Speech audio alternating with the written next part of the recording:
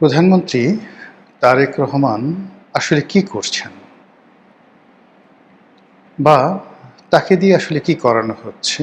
বা তিনি তার যারা সঙ্গী সাথী আছেন তাদেরকে নিয়ে সত্যিকার অর্থে আসলে কি করছেন? এখানে রাজনীতি কতটা প্রাধান্য পাচ্ছে, তার অতীত যে কষ্ট, বেদনা, ক্ষোভ সেটা তার বর্তমান শাসনকার্যে কতটা প্রাধান্য পাচ্ছে। তার যে জিঘাংসা, প্রতিশোধ স্পৃহা, তার কি কোনো লক্ষণ আমরা দেখতে পাচ্ছি? তিনি আসলে যেভাবে চলছেন তাতে আগামীতে রাজনীতিতে, রাষ্ট্র পরিচালনায় তিনি কি সফল হতে পারবেন? এই বিষয়গুলো নিয়ে কৌশলে আলোচনা করার চেষ্টা করব। কৌশল শব্দটা উচ্চারণ করলাম এই কারণে যে সরকার একেবারে নতুন। তো সেই নতুন সরকারের পথ চলাতে যেন আমার কোনো কথা বাধা হয়ে না দাঁড়ায়, তাদের মনোকষ্টের কারণ না হয়ে দাঁড়ায়, সেজন্য আমি প্রাণান্ত চেষ্টা করব। এর কারণ হলো দেশের স্টিয়ারিংটা এখন তারেক রহমান সাহেবের হাতে। ফলে আমরা যারা এই দেশের যাত্রী, আমরা যদি তারেক রহমান সাহেবের ভুল হয় একেবারে খাদে পড়ে যাব। আর যে যার অবস্থান থেকে যদি আমরা একটু চেষ্টা করি তাহলে হয়তো তার হাতটি শক্তিশালী হবে। এজন্য সমালোচনা করব, আলোচনা করব অনেকটা ভাইয়ের মতো।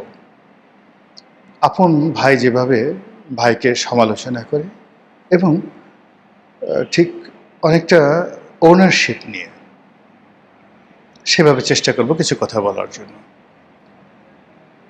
প্রথম কথা হলো যে এই যে ১.৫ মাসে তিনি যা কিছু করছেন এটিকে আমি যদি বলি রাষ্ট্র পরিচালনার যে ফান্ডামেন্টাল স্টার্টিং কিংবা রাষ্ট্র পরিচালনার যেটা বলা হয় মৌলিক শুভ সূচনা, এর একটিও তিনি বা তার কোনো লোক এখন পর্যন্ত শুরু করেননি। অধিকাংশ তিনি এবং তার যারা মন্ত্রী পরিষদের সদস্য এবং সংসদ সদস্যরা যা কিছু করছেন, তাদের কথাবার্তা, আচরণ, চালচলন, বডি ল্যাঙ্গুয়েজ মানে সব কিছুই হলো জনতুষ্টির জন্য, জনগণকে খুশি করানো, তাদেরকে আশ্চর্য করে দেয়া, সারপ্রাইজ করে দেয়া, যেটি রাজনীতির জন্য মারাত্মক ভয়ঙ্কর, রাষ্ট্র পরিচালনার জন্য আরও বেশি ভয়ঙ্কর। এর কারণ হলো রাজা বা যিনি রাষ্ট্র পরিচালনায় নিয়োজিত থাকেন তার চিন্তা চেতনায় থাকবে জনগণের কল্যাণ। যেমন আমার সন্তান যখন চিপস খেতে চায়, চকলেট খেতে চায়, কিংবা তার যখন মামস হয় ঠিক সেই সময়টাতে সে যখন আইসক্রিম খাওয়ার আবদার করে, আমি তখন যে সিদ্ধান্ত নেই রাষ্ট্র পরিচালনার ক্ষেত্রে রাজাকে অমর সিদ্ধান্ত নিতে হয়।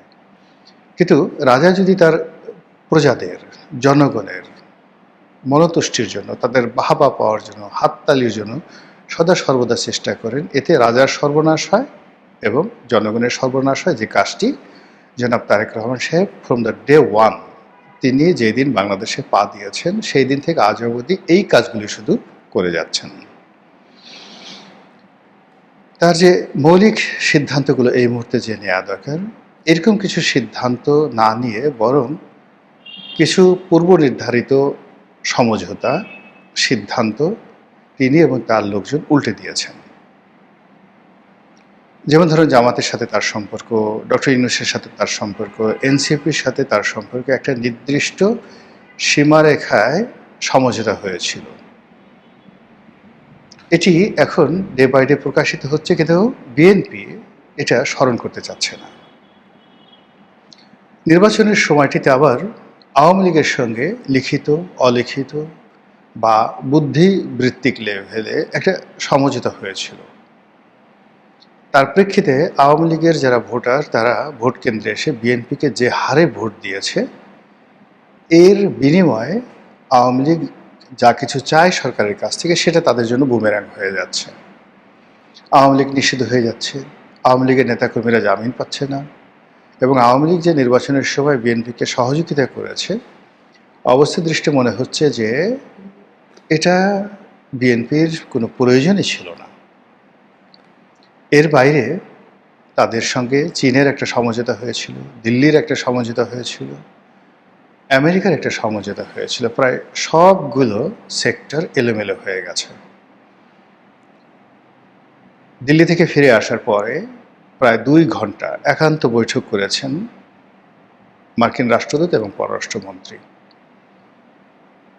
এই সময়টিতে এই বৈঠকটি বেশ ইঙ্গিতপূর্ণ এবং সেই বৈঠকে যে দৃশ্য বা ছবি আমরা দেখলাম, এটি রীতিমতো চিন্তার কারণ হয়ে দাঁড়াচ্ছে। আরেকটি বিষয় সেটি হলো যে 1/11 1/11 এই 1/11 বিষয়টি আসলে বিএনপির উচিত ছিল ভুলে যাওয়া, অ্যাবসলিউটলি ভুলে যাওয়া। দ্বিতীয় তাদের উচিত ছিল যে 1/11টা কেন হলো, এখানে বিএনপির কি দোষ ছিল। মানে যারা ধরুন 1/11তে বিএনপির সাথে বেইমানি করেছে নিজ দলের লোকজন, এদের মধ্যে তো স্পিকার সাহেবও আছেন। এখন স্পিকার সাহেব কেন 1/11 সময়টিতে দলের বিরুদ্ধে গিয়েছিলেন, এটা টানতে গেলে, কথা বলতে গেলে কেঁচো খুঁড়তে সাপ বের হয়ে আসবে, যেটি সামাল দেওয়া বিএনপির পক্ষে সম্ভব নয়। কাজেই ওটা ভুলে যেতে হবে। বরং তারেক রহমান সাহেব যদি এখন ক্ষমতার চেয়ারে বসে তিনি মনে করেন যে হাওয়া ভবনে বসে তার এই ভুল হয়েছে, তার কিছু বন্ধু বান্ধবের কারণে, আত্মীয় স্বজনের কারণে দল বিপদে পড়েছে এবং তিনি এবং তার সরকার 2001 সনে প্রথম সামরিক বাহিনীকে দলীয়করণ করার চেষ্টা করেছিলেন একেবারে উলঙ্গভাবে। তার আগ পর্যন্ত সামরিক বাহিনীতে আসলে ওইভাবে দলীয়করণ ছিল না। সেই কাজটি কি ভালো হয়েছিল? কাজেই সেই কাজে তিনি যাদেরকে নিয়োগ করেছিলেন তারা কেন বেইমানি করলো, এটা প্রতিশোধ গ্রহণ করার চাইতে ওই কাজটি আমি আর করব না, সেটি তার জন্য সবচেয়ে বেশি জরুরি।